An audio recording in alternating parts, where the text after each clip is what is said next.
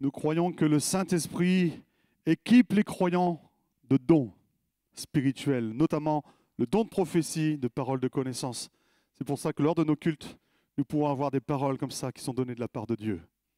Amen. Gloire à Dieu. C'est bon quand Dieu vient nous parler, vient nous confirmer ce qu'il est en train de produire dans nos cœurs. Amen. Alléluia.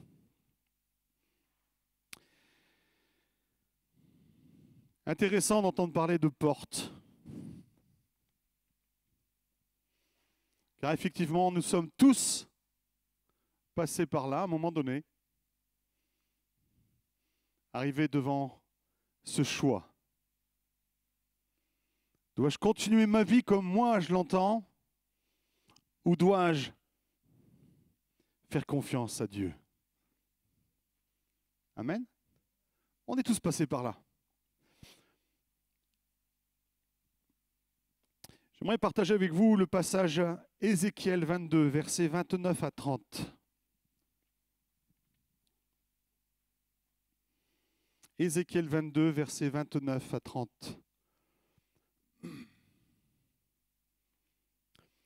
Le peuple du pays se livre à la violence, commet des rapines, opprime le malheureux et l'indigent, foule l'étranger contre toute injustice. C'est Dieu qui parle. Je cherche parmi eux un homme qui élève un mur, qui se tient à la brèche devant moi, en faveur du pays, afin que je ne le détruise pas. Mais je n'en trouve point. Amen. Ne trouvez-vous pas que ce texte correspond à ce que nous vivons en ce moment? Le pays livré à la violence, à la rapine. Qui se sent libre aujourd'hui, heureux, sans angoisse, sans peur de l'avenir? Qui se promène dans n'importe quel quartier sans problème? Aujourd'hui, même les forces de l'ordre, vous ne trouverez pas un seul policier se promener tout seul. Mais ce n'est pas d'aujourd'hui, c'est tout ce qui a été semé depuis des décennies. Je me rappelle tout gamin, une fois, on est allé voir une de mes tantes qui habite à Amiens.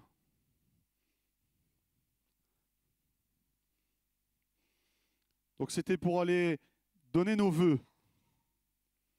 Donc c'était en plein mois de janvier, parmi les jours les plus courts. Et vers 17h, un voisin est venu frapper. Il habite dans un grand immeuble, au rez-de-chaussée. Le voisin est venu frapper. Mon père à l'époque avait une CX. C'est à vous la CX? Quelqu'un parmi vous qui a une CX? Mon père se lève. Oui, c'est moi, pourquoi? Ils sont en train de vous la voler. Mon père, bien sûr, est sorti pour aller défendre sa voiture. Bien sûr, les voleurs sont partis et de très bons sprinters. Mon père, qui n'est pas chrétien, avec un caractère bien du monde, a commencé à exprimer toute sa colère, avec autant de voix qu'il m'a légué, pour vous dire comme ça portait. Et il a exprimé tout son amour pour le quartier. Quand soudain on a vu une foule arriver, il y avait un chantier à côté. Les gars avaient récupéré tous des barres de fer. Ils étaient plus d'une cinquantaine à venir comme ça. Nous nous sommes retranchés dans l'appartement. On a vu les barres de fer tamponner dans la porte, traverser la porte, les vitres se faire briser. Alors bien sûr, on avait appelé les forces de l'ordre dès qu'on avait su que la voiture était en train de se faire braquer. Mais ils sont arrivés plus d'une heure après. Il a fallu tenir la porte, tenir la barricade. D'un seul coup, on a vu 5 véhicules de forces de l'ordre venir. Donc là, la foule s'est dispersée. Se sont tenus à distance, en jetant ce qu'il fallait pour bien recevoir les forces de l'ordre, pour les honorer de leur présence. Et là, bien sûr, mes parents étaient indignés. Oh, ça fait 1 heure qu'on vous a appelé, les gars. Et le responsable de dire, ah mais on ne vient plus dans ce quartier sans au moins 3 véhicules. Nous sommes dans un pays de violence, où on ne respecte plus aucune autorité. Et la Bible dit que dans ces temps-là, Dieu cherche des hommes, Dieu cherche des femmes qui vont pouvoir le prier en faveur du pays, en faveur de cette situation, afin que Dieu puisse agir dans cette situation. Dieu te cherche. Dieu veut t'utiliser. Dieu veut se servir de toi pour amener la paix, pour influencer cette ambiance de violence, cette ambiance d'injustice. Vous avez tous entendu comme moi l'actualité. Le papa qui a voulu venger l'agression de sa fille. Que les juristes me pardonnent si je me trompe, mais il me semble que l'agresseur risque 7 ans de prison et lui, pour cette fait de justice, 5 ans.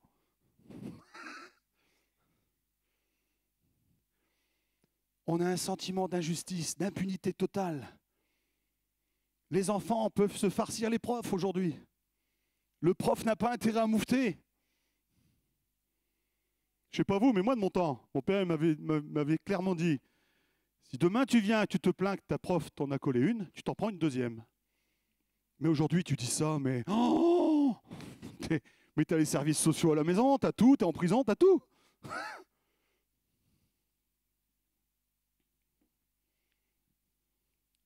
Dieu cherche des hommes et des femmes pour intercéder pour ce pays qui est en train de perdre toutes ses valeurs, tous ses repères. Tous ces repères sont en train de tomber. Amen. Dieu te cherche. Dieu a besoin de toi.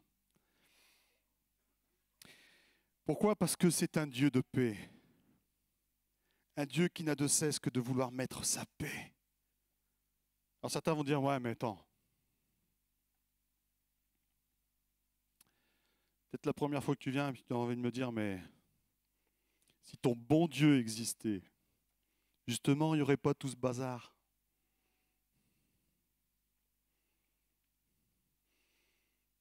Dieu a fait les hommes et a mandaté les hommes, dès sa création, à dominer sur la terre. C'est aux hommes d'amener sa paix. Mais la grande majorité des hommes refusent Dieu. On met Dieu au placard dans tous les domaines de nos vies. Il ne faut surtout pas que Dieu mette un regard sur ma vie. Je ne pourrais plus faire ce que je veux. Oui, mais regarde où ça nous mène. Ce n'est pas parce qu'il y a du péché, de la violence, de l'injustice, de la souffrance dans le monde que Dieu n'existe pas. Les dentistes, ils existent ou pas? Et pourtant, il y a des caries. Non? Ah non, ils n'existent pas, sinon il n'y aurait pas de caries. C'est le même raisonnement. Celui qui a ce raisonnement-là, voilà, laisse réfléchir. Amen. 2 Corinthiens 13, 11. Au reste, frères, soyez dans la joie, perfectionnez-vous, consolez-vous, ayez un même sentiment, vivez en paix, et le Dieu d'amour et de paix sera avec vous. Tu veux avoir ton cœur en paix, mais approche-toi de Dieu. Approche-toi de Dieu. 1 Corinthiens 14, 33. Car Dieu n'est pas un Dieu de désordre, mais de paix. Mais de paix. Dieu ne veut pas toute cette souffrance. Dieu ne veut pas tout ce désordre. Dieu veut la paix. Sa paix. Psaume 85, verset 9.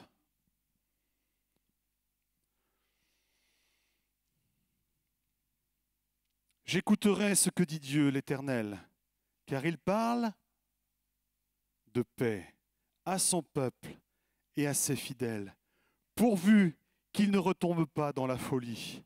C'est le désir de Dieu, c'est qu'on s'approche de lui, qu'on accepte sa vie, et non pas qu'on reste dans notre folie. La Bible dit que quand on refuse Dieu, nous sommes dans la folie. Eh bien, il y en a des fous sur terre.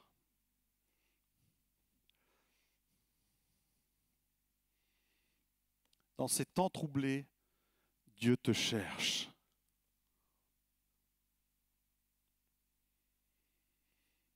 Il désire que tu le suives. Il désire que tu le serves. Jean 3, 16, 18.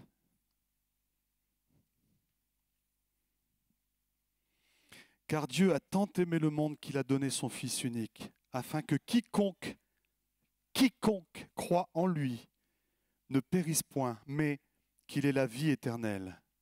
Dieu, en effet, n'a pas envoyé son Fils dans le monde pour qu'il juge le monde, mais pour que le monde soit sauvé par lui. Celui qui croit en lui n'est point jugé, mais celui qui ne croit pas est déjà jugé, parce qu'il n'a pas cru au nom du Fils unique de Dieu. Amen. Bien-aimés, c'est pour ça que ce matin, dans nos cultes, nous avons l'habitude de bénir et louer Dieu, de nous réjouir, parce que Jésus est le seul, je dis bien le seul sur terre, qui a donné sa vie pour les croyants, qui offre une vie éternelle, une vie bénie, un salut, gratuitement, parce qu'il a payé à sa place le prix. Toutes les autres religions t'offrent un salut que tu dois payer, d'une manière ou d'une autre. Tu dois faire telle action ou telle action ou telle action pour pouvoir être sauvé. Si tu n'es pas dans ce schéma-là, t'es foutu. Jésus te tend la main et te dit, si tu crois en moi, alors tu es sauvé. Croire, c'est pas juste croire. Comme les bons vieux Français. Croyant non pratiquant. Un croyant, c'est quelqu'un qui adhère et qui se met en action par rapport à ce qui est dit à cette croyance. J'adhère, je m'investis dans cette vie. Je suis chrétien, je vis en chrétien. Je ne vis plus comme dans le monde. Je ne vis plus selon les pensées de ce monde, mais je vis comme Jésus me le demande de vivre. Amen. C'est ça, être croyant. Croyant non pratiquant, c'est être comme Satan. Satan, il croit que Jésus existe, mais il ne pratique pas. Ça choque, hein? Mais c'est tellement vrai. Bon. Pour ceux qui doutent encore, parce que peut-être que tu es là pour la première fois et tu es en train de te dire, mais depuis tout à l'heure, il nous parle de la Bible, mais la Bible, c'est du flan.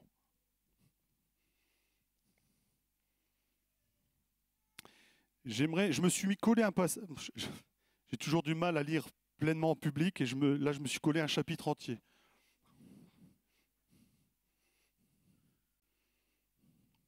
Ésaïe 53. Lisons-le ensemble. Ce texte a été écrit 700 ans avant Christ. Et regardons bien ce que ça va décrire. 700 ans avant, hein. Qui a cru à ce qui nous a été annoncé? Qui a reçu le bras de l'Éternel? Il s'est levé devant lui comme une faible plante, comme un rejeton qui sort d'une terre desséchée. Il n'avait ni beauté ni éclat pour attirer nos regards, et son aspect n'avait rien pour nous plaire. Méprisé et abandonné des hommes, homme de douleur et habitué à la souffrance, semblable à celui dont on détourne le visage. Nous l'avons dédaigné, nous n'avons fait de lui aucun cas. Cependant, ce sont nos souffrances qu'il a portées, c'est de nos douleurs qu'il s'est chargé. Et nous l'avons considéré comme puni, frappé de Dieu et humilié. Mais il était blessé pour nos péchés, brisé pour nos iniquités. Le châtiment qui nous donne la paix est tombé sur lui. Et c'est par ses meurtrissures que nous sommes guéris ou réparés. Nous étions tous errants, comme des brebis. Chacun vivait sa propre vie. Et l'Éternel a fait retomber sur lui l'iniquité de nous tous. Il a été maltraité et opprimé. Il n'a point ouvert la bouche, semblable à un agneau qu'on amène à la boucherie, et une brebis muette devant ceux qui la tondent. Il n'a point ouvert la bouche. Il a été enlevé par l'angoisse et le châtiment. Et parmi ceux de sa génération, qui a cru qu'il était retranché de la terre des vivants et frappé pour les péchés de mon peuple? On a mis son sépulcre parmi les méchants, son tombeau avec le riche, quoiqu'il n'eût point commis de violence et qu'il n'eût point de fraude dans sa bouche. Il a plu à l'Éternel de le briser par la souffrance. Après avoir livré sa vie en sacrifice pour le péché, il verra une postérité et prolongera ses jours. Et l'œuvre de l'Éternel prospérera entre ses mains. À cause du travail de son âme, il rassasiera ses regards. Par sa connaissance, mon serviteur juste justifiera beaucoup d'hommes, et il se chargera de leurs iniquités. C'est pourquoi je leur donnerai sa part avec les grands. Il partagera le butin avec les puissants, parce qu'il s'est livré lui-même à la mort, et qu'il a été mis au nombre des malfaiteurs, parce qu'il a porté les péchés de beaucoup d'hommes, et qu'il a intercédé pour les coupables. Amen. Ce texte parle du Messie. Il parle du oint, du Christ. Ce texte parle d'Issa. Il parle de Yeshua.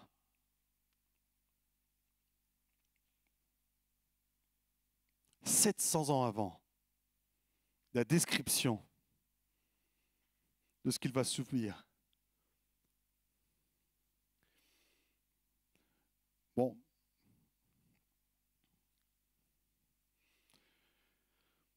Je ne connais pas d'autres religions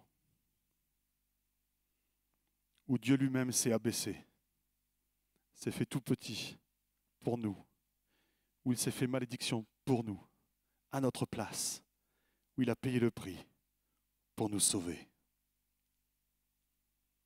Seul Jésus l'a fait. Le pire, c'est que sa malédiction continue.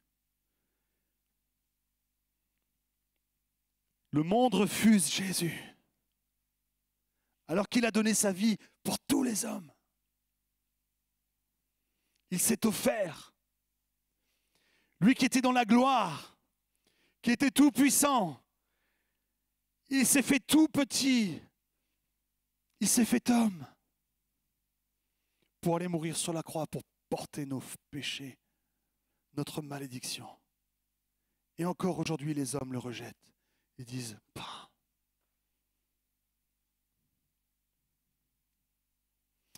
Dieu te cherche ce matin. Tu n'es pas venu ici par hasard. La Bible dit dans Jean 14, 6, « Je suis le chemin, la vérité et la vie.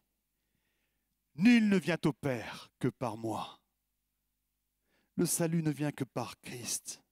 Il n'y a pas d'autre chemin. Tu peux courir dans tous les sens et essayer de chercher toutes les solutions. Tu vas te fatiguer.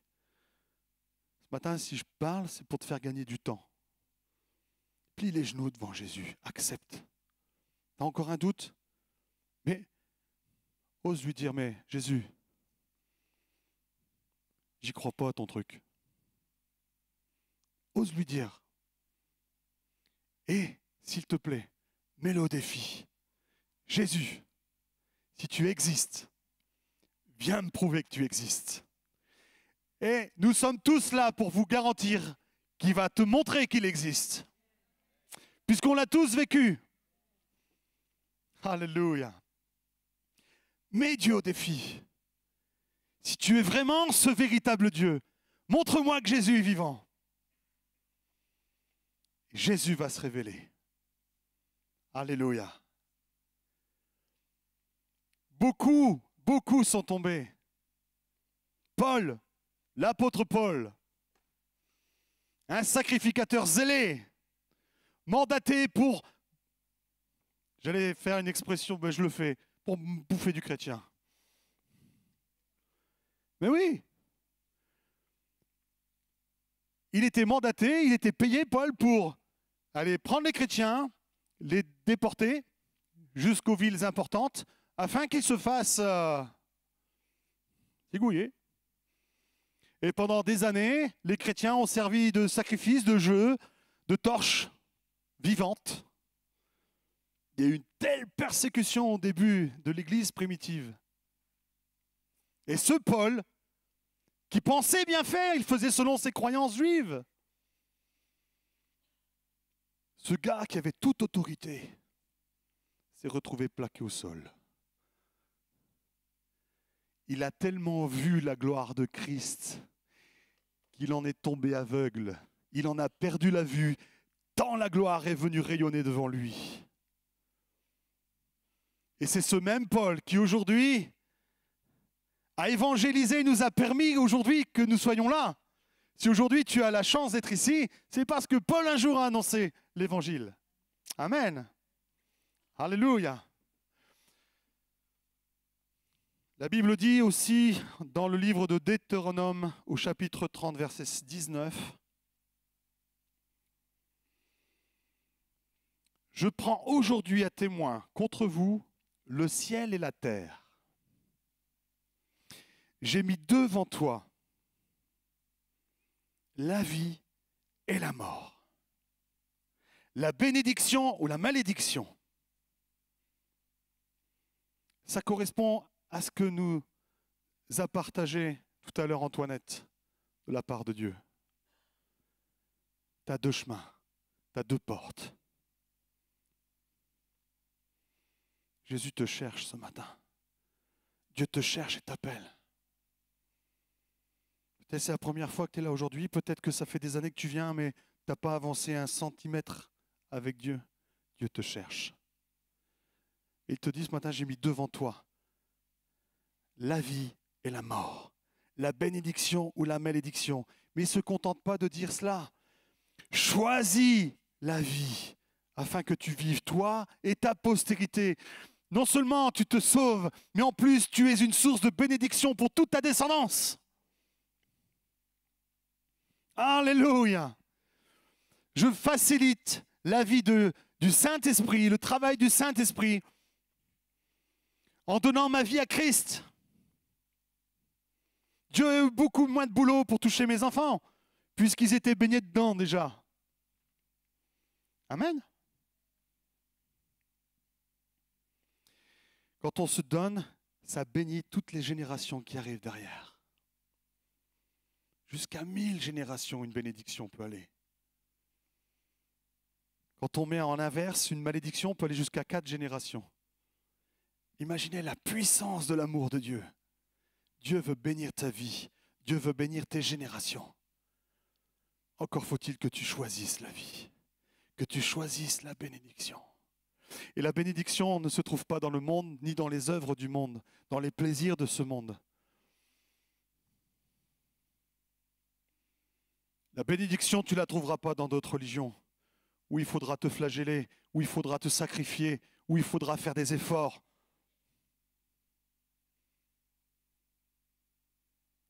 Le sacrifice a déjà été pourvu. Jésus a porté la croix. Le prix est payé. Tu as juste qu'à dire, ok, je prends cette porte. Ça y est, je m'engage, j'y vais. Je te fais confiance, mon Dieu. Amen. Je ne vais pas insister. J'ai juste à cœur de vous partager avant d'aller plus loin. Une blague, une histoire que nous a raconté un pasteur lors de la dernière pastorale. C'est l'histoire d'un navire. Un capitaine a été nommé sur le plus grand navire du monde. Le gars, il est super fier. C'est parti. Ils prennent la mer. Ils naviguent. Le jour passe. Il est fier. Il se promène sur son pont. Il dit, ah, c'est moi le capitaine de ce grand navire. Waouh! Puis la nuit tombe.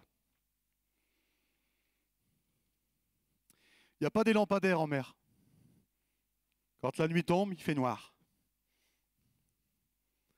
Donc on met des loupiottes, des lumières sur les bateaux. Et suivant la longueur, il y a des... Là, le capitaine voit une lumière arriver en face, mais il se dit, mais il y a un bateau qui a pris la même trajectoire que moi. On va faire un face-à-face. Donc il prend sa VHF, il dit, Seigneur, pas Seigneur, mais à l'eau du bateau, j'ai le plus grand bateau du monde, je te conseille de te dérouter. Tu ne feras pas le poids.